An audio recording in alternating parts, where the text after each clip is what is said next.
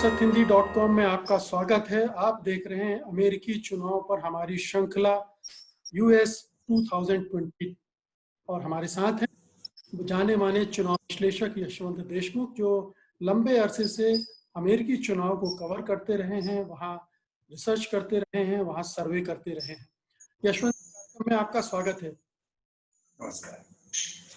तो आज हम विषय ले रहे हैं कमला हैरिस का, जिन्हें डेमोक्रेटिक पार्टी ने अपना वाइस प्रेसिडेंशियल कैंडिडेट बनाया है और उनके कैंडिडेट बनते ही डोनाल्ड ट्रंप उन पर टूट पड़े हैं। रिपब्लिकन पार्टी एक एक करके उनके अतीत को खंगाल रही है, यहाँ तक कि उनकी नागरिकता को लेकर भी प्रश्न चिन्ह खड़ी कर रहे हैं। उनकी जो एलिजिबिलिटी है उसको उस पर सवालिया निशान लगा रही है। जाहिर है कि एक जो नस्लवादी राजनीति डोनाल्ड ट्रंप की रही है, गोरों के अगेंस्ट में तमाम जो दूसरे समुदाय हैं उनकी जो लीगलिटी है, उनकी वैधता है, उसी को प्रश्न चिन्ह में ले आओ तो जो गोरे हैं वो एकजुट हो सकते हैं। ऐसा लगता है कि ये राजनीति ही उन्होंने आगे बढ़ाने की कोशिश की है। यशवंत जी, क्या हम अब फिर से पूरे अमेरिकी मतदाताओं को गोरे बनाम अन्य के रूप में बंटते हुए देख रहे हैं या बांटने की कोशिश करते हुए डोनाल्ड ट्रंप को देख रहे हैं? मुकेश जी, ये बंटवारा वहां पे हमेशा से है और दुर्भाग्य से काफी लंबे समय तक रहने वाला है। जो हम अभी प्रयास देख रहे हैं ये दरअसल बंटवारा करने का नहीं, बट बंटवारे की लाइन को और गाढ़ा करने का प्रयास है, एक तरह से ये कहें। आपको जान के आश्चर्य होगा कि 2008 के चुनाव में जब बराक ओबामा पहली बार चुनाव जीतने की स्थिति में थे, उस समय भी, जबकि डोनाल्ड ट्रंप राजनीति में नहीं थे उस समय सीधी, तब भी डोनाल्ड ट्रंप ने टीवी पे विज्ञापन रिलीज किया था और $1 मिलियन का इनाम दिया था किसी भी व्यक्ति के लिए जो कि बराक ओबामा का बर्थ सर्टिफिकेट निकाल के देगा। इसके ऊपर बहुत कंट्रोवर्सी हुई थी क्योंकि वो उस समय ये प्रूव करने में लगे हुए थे कि बराक ओबामा ये अमेरिका के नागरिक नहीं है। और ये साबित करने में लगे हुए थे कि बराक ओबामा का जन्म हवाई में नहीं केन्या में हुआ था। केन्या में हुआ है। और इसके अलावा एक बड़ी विचित्र सी बात है कि जो अमेरिका के संविधान में एक लाइन है, नेचुरली बॉर्न सिटीजन। तैयारी यहां तक भी थी, जो वहां के मैं जब बात करता था या जब सुनता था, पहले मुझे लगता था कि ये हंसी मजाक की बात है, लेकिन लीगल सिस्टम्स में और लीगल लूपहोल्स में जहां तक भी वाद विवाद खिंचा है वहां पे कि जो सी सेक्शन से बच्चे पैदा हुए हैं, क्या उनको नेचुरल बॉर्न सिटीजन कहा जा सकता है या नहीं।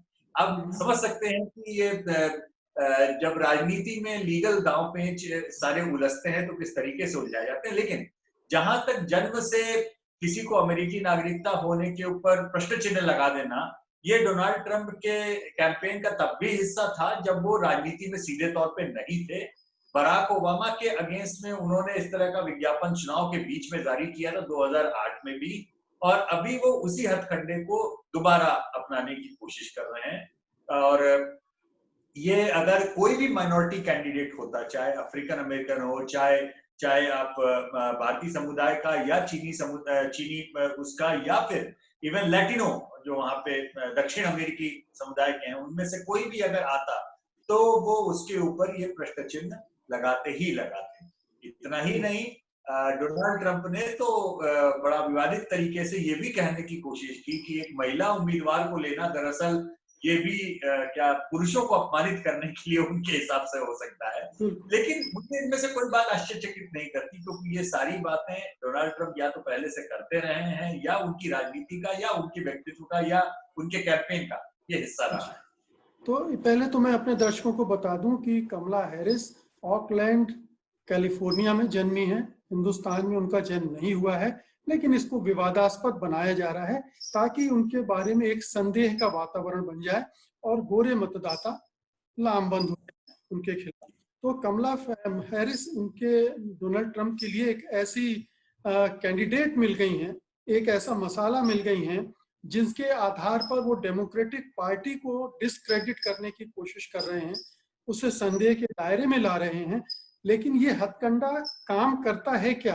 क्या पिछले चुनाव में इसने काम किया था? क्या अमेरिकी मतदाता इतने परिपक्व नहीं हुए हैं कि इन चीजों का फैसला कर लें, या वातावरण ऐसा बन गया है उन्माद का, भावनाओं का, कि जिसमें विवेक काम नहीं कर रहा है, इसी तरह की चीजें काम कर रही हैं? देखिए, जहां तक उन्माद और उसका वातावरण है, वहां की जो जो एक पॉलिटिकल फॉल्ट लाइन जिसे हम कहें मुकेश जी, वहां पे अमेरिकी एनालिस्ट इसको बाइबल बेल्ट की संज्ञा देते हैं। यानी एक अमेरिका का वो हिस्सा जो बहुसंख्यकवाद या कहें ज्यादा एसिमिलेटिव है, या सबको साथ में लेके चलने में यकीन करता है, या फिर एक वो दक्षिणी मतलब अमेरिका का दक्षिणी वाला जो हिस्सा है वो प्रांत, और उसमें मिडवेस्ट के कुछ प्रांत हैं जिसे वो बाइबल बेल्ट कहते हैं, यानी जहां बहुतायत में गोरे मतदाता हैं, जो धर्मभीरू मतदाता हैं, पुराने रूढ़िवादी मतदाता हैं, और जिनका पुराने समय से, यानी अमेरिका के बनने के समय से वहां पे जो अश्वेत स्लेव्स बनाए गए, दास बनाए गए, उन सब के ऊपर एक वहां की राजनीति का एक इतिहास है उसका बहुत बड़ा। और दुर्भाग्य से उसमें कोई कमी नहीं आई। मतलब हालांकि ये भी बताना दर्शकों को बहुत जरूरी है कि दरअसल भारत में भी बहुत सारी चीजों को हम लोग जो बहुत क्रिटिसाइज करते रहते हैं मुकेश जी, हम नहीं रियलाइज कर पाते कि हम लोग को सन 52 से ही यूनिवर्सल सफरेज मिला हुआ है, यानी स्त्री पुरुष धर्म विशेष हर किसी को बराबर का वोट है। अमेरिका में ऐसा नहीं था।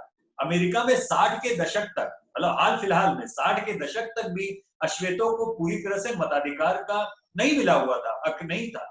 और बहुत ज्यादा पुरानी बात में ना जाए तो महिलाओं को भी वोट का अधिकार नहीं था। तो अभी भी वहां के समाज में, भले ही वो एक बड़ा अमीर और उन्नत राष्ट्र माना जाता हो, विश्व का बहुत बड़ा शक्ति का केंद्र माना जाता हो, लेकिन सामाजिक ताने बाने में उनकी जो फॉल्ट लाइंस हैं, वो फॉल्ट लाइंस बहुत तगड़ी हैं। बल्कि कई मायनों में तो मुझे लगता है कि भारत से भी ज्यादा गहरी फॉल्ट लाइंस हैं। दरअसल पहले मैं भारत में रहकर जितना भारत को के समाज को अपनी तकलीफों को, गलतियों को लगता था कि दुनिया में इससे ज्यादा समस्याएं और नहीं हो सकती, लेकिन अब मैं बाहर जाके देखता हूं तो कभी कभी भी लगता है कि जो आधुनिक भारत जिसे हम कहें 47 के बाद का, हमारे आधुनिक भारत के जो निर्माता थे बाबा साहब अम्बेडकर ने जो संविधान लिखा, और उस संविधान लिखने के बाद में जिस तरह से इलेक्टोरल पॉलिटिक्स हमारे देश में हुई अफर्मेटिव एक्शन के साथ में, हम आज काफी बेहतर स्थिति में है उस एसिमिलेशन में। मतलब आज आज आप देखिए, हमारे यहाँ पे मायावती भी मुख्यमंत्री तो बनी, एक अदर प्रधानमंत्री पद की उम्मीदवार भी वो 2009 में बहुत सीरियस बन गई थी तीसरे मोर्चे की। और हम बाकी सारे समाज के वर्गों को भी हम लिए बगैर हम आज राजनीति नहीं कर सकते। लेकिन अमेरिका में बराक ओबामा का बनना, ये अपने आप में इनको 400 साल लग गए बराक ओबामा को राष्ट्रपति बनाने में, या आज भी कमला हैरिस को एक अश्वेत महिला के नाते स्वीकार करने में वहां के बहुत बड़े, मैं कम से कम कह सकता हूं 40% तो वहां का बेस ऐसा है जिसको उन्हें स्वीकार करने में बहुत तकलीफ या बहुत कष्ट होने लगा। यशवंत जी, ये कहा जा रहा है कि 1968 के बाद ये सबसे ज्यादा नस्ली आधार पर बटा हुआ चुनाव होगा। इतनी ज्यादा खाई गहरी हो गई, जैसा आपने कहा लाइनें तो पहले से खिंची हुई थी, लेकिन अब वो गहरी होती चली जा रही हैं, चौड़ी होती चली जा रही। तो इस बार के चुनाव में ये और भी ज्यादा गहरी होती दिख रही है आपको भी, एक चुनाव विश्लेषक के नाते, ऑब्जर्वर के नाते? जी, बहुत ज्यादा। और दुर्भाग्य से दरअसल इस प्रोसेस की शुरुआत 2008 में बराक ओबामा के जीतने से शुरू हुई। बराक ओबामा का जीतना ये ऐसी एक घटना बन गई जिसे समाज के एक बहुत बड़े वर्ग ने असिमिलेशन की तरह पॉजिटिवली लिया कि नहीं, ये आगे बढ़ने की घटना है। लेकिन साथ में समाज का एक वर्ग वहां पे ये भी था जिसने उसको सेटबैक की तरह लिया। और वो जो सेटबैक की तरह लिया, मैं दर्शकों से भी बोलूंगा, एक माइकल मूर का बहुत अच्छा ऐसे था। 2016 के चुनाव के पहले उन्होंने करीब 4 महीने 5 महीने पहले लिखा था, और उसमें उन्होंने भविष्यवाणी की थी डोनाल्ड ट्रंप जीतेंगे। माइकल मूर खुद बहुत बड़े डेमोक्रेटिक सपोर्टर रहे हैं, बहुत अच्छे फिल्म मेकर हैं, आप भी जानते हैं। लेकिन उन्होंने बकायदा अमेरिकी समाज के बिल्कुल जिसे कहते हैं आईना दिखाते हुए बोला कि उन्हें क्यों लगता है कि डोनाल्ड ट्रंप जीतेंगे। क्योंकि बराक ओबामा के जीतने के बाद से अमेरिकी समाज के एक हिस्से में जितना क्षोभ था, एक अश्वेत के राष्ट्रपति बनने के बाद में माइकल मूर ने उसको बहुत सही पकड़ा था कि ये क्षोभ ये आसानी से जाने वाला नहीं है और अभी बहुत सारी लड़ाइयां, जैसे उनका कहना था कि बाकी हैं, महिला को जिताना बाकी है, कल के दिन आने वाले समय में उनके यहाँ पे होमोसेक्सुअलिटी बहुत बड़ा इश्यू है, उनका मानना था कि नहीं, ये सारे रुकावटें पार करनी बाकी हैं। लेकिन उन सब में पहला स्टेप जो था एक अश्वेत को राष्ट्रपति बनाने का, वो जो पहुंचा, उसी को वहीं पर रोकने के लिए समाज का एक बड़ा तबका वो खुल के राजनीति करेगा, कोशिश करेगा और उस चीज लेकिन आप देखिए यशवंत जी की ओबामा दूसरी बार भी जीते।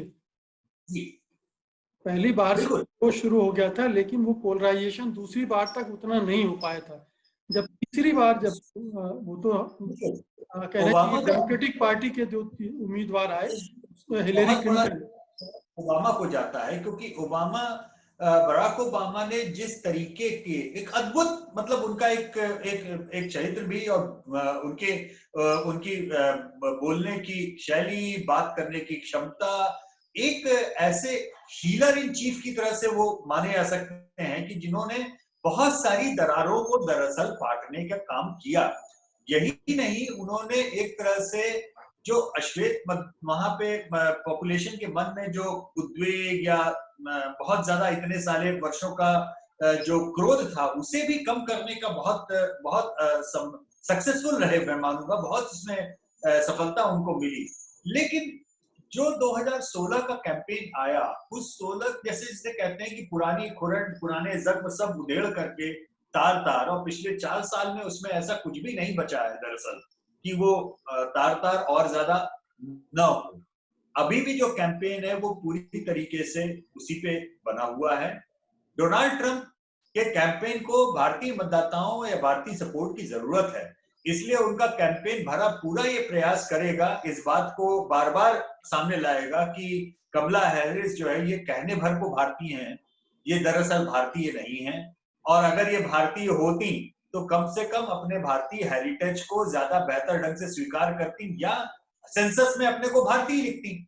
इसके ऊपर कैंपेन जाएगा। अभी आप रुकिए, अभी आप इंतजार कीजिए, मुझे पूरा यकीन है कि इसके ऊपर कैंपेन जाएगा। एक और इशू है जो उठाया जा रहा है कमला हैरिस के बारे में, और वो है कि वो जो क्रिमिनल जस्टिस सिस्टम है उसके खिलाफ है। वो डिफंडिंग का समर्थन करती हैं, और इस पूरे ब्लैक लाइव्स मूवमेंट में वो चूंकि ब्लैक्स के साथ खड़ी हुई थी, और तो वो जो पुलिस वाला तंत्र है और जो डंडे के बल पर राज करने वाला तंत्र है, वो उनके खिलाफ है। और चूंकि तो भी उन्हीं के साथ हैं, उस डंडा तंत्र के साथ में, तो वो इसको आधार बनाकर भी कमला हैरिस को पर अटैक कर रहे हैं। जी जी बिल्कुल, और ये कुछ हद तक उन्होंने सक्सेसफुली इस तरीके के कैंपेन को 2016 में अंजाम दिया था। अगर आप 2016 के 6 महीने के कैंपेन आप अगर ठीक से देखें तो एक बड़ी मजेदार चीज आपको दिखाई देगी। दरअसल जब से अमेरिका में अटैक हुए ट्विन टावर के ऊपर, तब से अमेरिकी लोगों में एक बड़ा डर आतंकवाद को लेकर के बैठा हुआ था, और बराक ओबामा के 8 साल के कार्यकाल में समहाउ उन्होंने उस हीलिंग प्रोसेस के ही अंतर्गत इस लाइन को भी बरसक जारी रखा कि टेरर हैज नो रिलीजन, और उस चीज के ऊपर हिट करते हुए बार बार कैंपेन में शुरू से ही 2016 में बराक ओबामा के कैंपेन को पीछे करते हुए डोनाल्ड ट्रंप ने इसको आगे रखा, और जो एक डरे हुए मतदाता हैं उनके डर को और बढ़ाया कि ये गलत है। देयर इज समथिंग कॉल्ड, जिसे बाकी लोग इस्लामिक टेरर कहते हैं, लेकिन बराक ओबामा उसको इस्लामोफोबिया क्रिएट करने की कोशिश की ट्रंप ने, एक तरह से जो पहले से और बढ़ाने की कोशिश की। वो बड़ी विचित्र चीज हुई मुकेश जी। उस समय मैंने 6 महीने में जब मैं वहां पे था और मैं कैंपेन को देख रहा था, मैंने ये देखा कि डर, मास फियर जिसे कहें आप, लोगों के मन का डर कैसे काम करता है। उस समय तमाम आतंकवादी घटनाएं यूरोप में हो रही थी, और जितनी बार कहीं पर भी कोई बम फटता था, वो जैसे एक कैंपेन में एक उछाल लाता था डोनाल्ड ट्रंप के लिए। पेरिस में बम फटा तो डोनाल्ड ट्रंप को ये नहीं कहना पड़ता था कि अमेरिका में कुछ नहीं हुआ है, वो केवल कहते थे देखा बम फटा, इंग्लैंड में बम फटा देखा, बम फटा स्वीडन में बम फटा देखा। तो कहीं यूरोप में कोई आतंकवादी घटना हो जाए तुरंत डोनाल्ड ट्रंप करते थे, देखा। और वो कुछ एक एक वहां के, आप किस तरीके का कनेक्शन आप कहें, श्वेतवादी कनेक्शन कहें या जो भी, यूरोप से एक कनेक्ट जो वो मानते हैं, उसमें समहाउ यूरोप में घटने वाली सारी दुर्भाग्यपूर्ण घटनाओं का वहां के जनमानस में एक तरह से डर और बैठता चला गया। तो मुझे लगता है कि ये जो बार बार दूसरी जगह पे या कहीं और होने या किसी और कंटेक्स्ट की होने वाली घटनाओं को बार बार अपने कैंपेन में यूज कर लेना, ये उनकी एक खासियत है। और अब मुझे लग रहा है कि इस समय जब से वो जब ब्लैक लाइव मैटर का आप देख रहे हैं आंदोलन वहां पे चल रहा है, तब से दुर्भाग्यपूर्ण तरीके से, कहीं सही कहीं गलत, किसी भी तरीके से कुछ ना कुछ घटनाएं हो रही हैं, लगातार हो रही हैं, दंगे की, फसाद की, लूट की। आपने पिछले एपिसोड में ये भी इशारा किया कि कई बार ये इंजीनियर भी की जाती हैं, वो भी हो सकता है हर तरीके से। लेकिन मुझे अब ये लग रहा है कि आने वाले 4 महीने में ब्लैक लाइव मैटर कैंपेन को नीचे करने के लिए जब जहां जहां कोई भी दुर्भाग्यपूर्ण घटना होगी, तब तब डोनाल्ड ट्रंप देखा वाले अंदाज में दोबारा आएंगे। देखा, मैंने बोला था, देखा, मैंने कहा था। अभी कल ही की बात है, कल या परसों में कहीं पर पुलिस वालों के ऊपर आके उन्होंने ठंडा पानी डाल दिया था, तो उसको ही इन्होंने एक मुद्दा बना लिया कि मैं चाहता हूं कि पुलिस वाले अपनी आत्मरक्षा में कुछ करें, मैं नहीं चाहता कि हमारे देश की सुरक्षा बलों की ये स्थिति हो। मतलब बेसिकली उकसाने की बात। और वो न्यूयॉर्क के जो मेयर हैं उनके ऊपर उन्होंने पूरी तरह से निशाना साधा कि आपने दंगाइयों के खिलाफ कड़ी कार्रवाई क्यों नहीं की।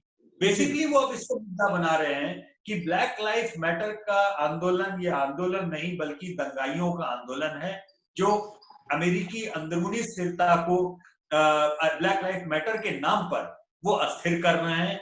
और उसमें जब जब कोई भी दुर्भाग्यपूर्ण घटना होगी, वो उसे अपने कैंपेन में गोरे मतदाताओं को डराने के लिए इस्तेमाल करेंगे।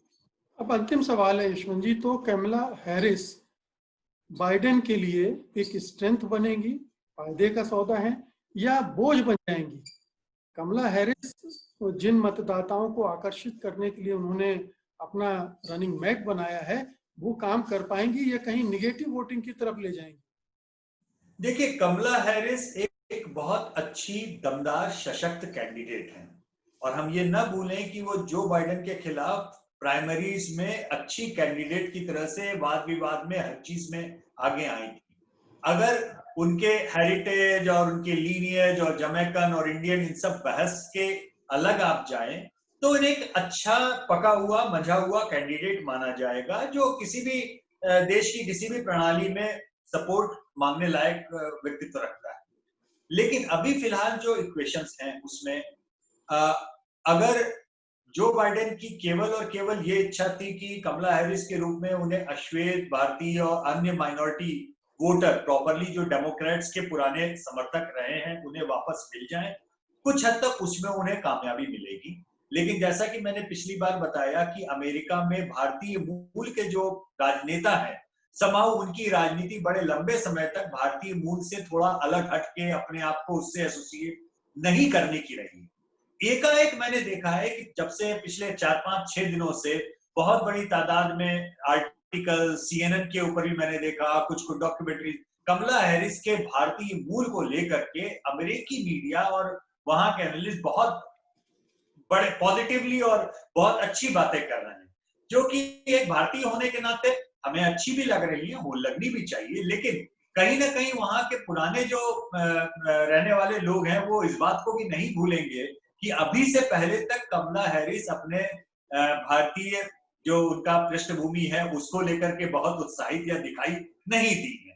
तो भारतीयों के वोट के लिए अश्वेत मतदाताओं के वोट तो सील्ड हो गए। मुझे लगता है कि उसमें कोई बहुत बड़ी समस्या नहीं आएगी, क्योंकि कमला हैरिस के जमैकन एंसेस्ट्री है और उसके अलावा उन्होंने वहां के सेंसस में या जो भी उनके कागज हैं उसमें बहुत क्लियरली अपने आप को अफ्रीकन अमेरिकन घोषित किया हुआ है।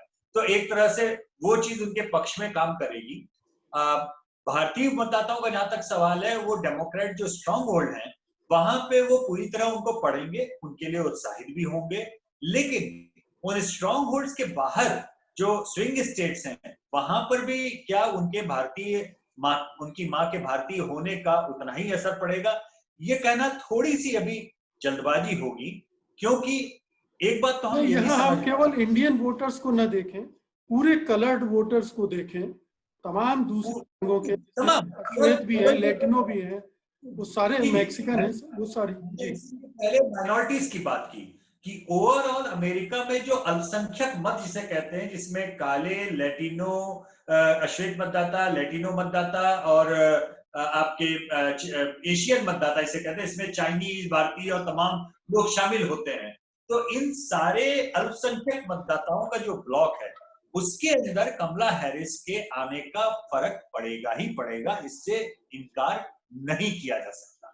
लेकिन मैं केवल भारतीय वाले की इसकी बात कर रहा हूं कि उसमें मुझे अभी भी पूरे इंडिकेशन ऐसे नहीं मिले हैं कि उनकी उम्मीदवारी को हाथों हाथ ले लिया गया है। मुझे लगता है कहीं ना कहीं कैंपेन में बर्नी सैंडर वाला जो हिस्सा है, या 370 और कश्मीर के ऊपर उनके जो स्टैंड रहे हैं, उन हिस्सों को कहीं ना कहीं उन्हें शायद पीछे करना पड़ेगा, या उसके ऊपर थोड़ा सा सॉफ्ट होना पड़ेगा। और एक बात हमारे आपके सबके समझने की है, अगर कमला हैरिस आधी भारतीय आधी जमैकन न होकर के कंप्लीट भारतीय वो भी होती, वहां पे पैदाइश होती, लेकिन सवाल ये है अंत में तो अमेरिकी हितों को देखना है, उनको अमेरिकी राष्ट्र को देखना है। राष्ट्रपति पद या किसी भी पद पे जाने के बाद में, या किसी भी उसमें, वो पहले अपने देश के हितों की रक्षा करेंगी, अपने मानकों की, अपने जो विचार हैं या जो उनके कन्विक्शंस हैं आइडियोलॉजिकल भी, उनको आगे रखेंगी। भारतीय मूल के लिए कोई व्यक्ति जो है गर्वित या फील कर सकता है या नहीं हो सकता, वो एक अलग विषय है।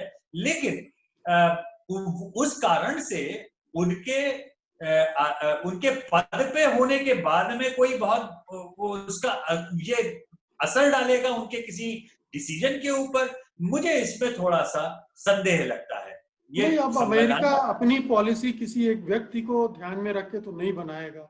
अंतरराष्ट्रीय राजनीति करनी है, भारत के साथ संबंध बढ़ाने हैं, बनाने हैं, स्ट्रेंथन करने हैं, चीन के खिलाफ उसका साथ लेना है। उसमें कश्मीर इशू को अगर फंसा देंगे तो मामला फंस जाएगा। तो बहुत सारी चीजें हैं जो मतलब हम जी हम एंटी मतलब भारतीय एनालिस्ट या कोई भी जो भी देखना चाहते हैं, वो कमला हैरिस को उम्मीदवारी को लेकर के न पॉजिटिव न नेगेटिव, दोनों ही तरीके से बहुत ज्यादा उम्मीदें बढ़ानी या कम करनी मुझे लगता है कि नहीं करनी चाहिए।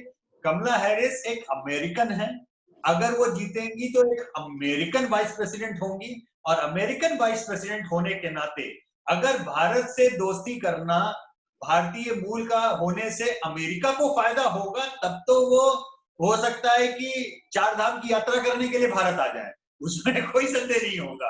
लेकिन अगर वो अमेरिका के पक्ष में उनके लिए नहीं होगा, तो आप उनसे किसी भी तरीके के मतलब प्रो इंडिया स्टैंड की उम्मीद नहीं रख सकते।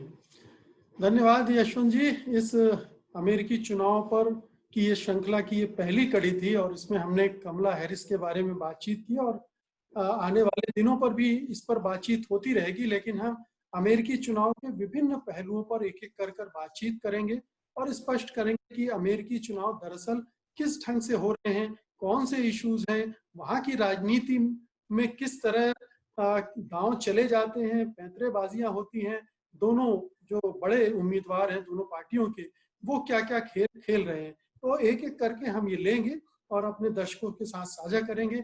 बहुत बहुत शुक्रिया यशवंत जी इस बातचीत के लिए, धन्यवाद। और ये पहली है, उद्घाटन हो गया है, और आगे भी उम्मीद है कि दर्शकों की संख्या हमें मिलेगी। और ये जो सिलसिला है, ये जो इंटरनेट पर पहली बार हम लोग शुरू कर रहे हैं, निश्चित रूप से लोगों को पसंद आएगा। धन्यवाद। सत्य हिंदी के और वीडियोस को देखने के लिए हमारे YouTube चैनल को सब्सक्राइब करें और सीधे नोटिफिकेशन पाने के लिए बेल आइकन दबाएं।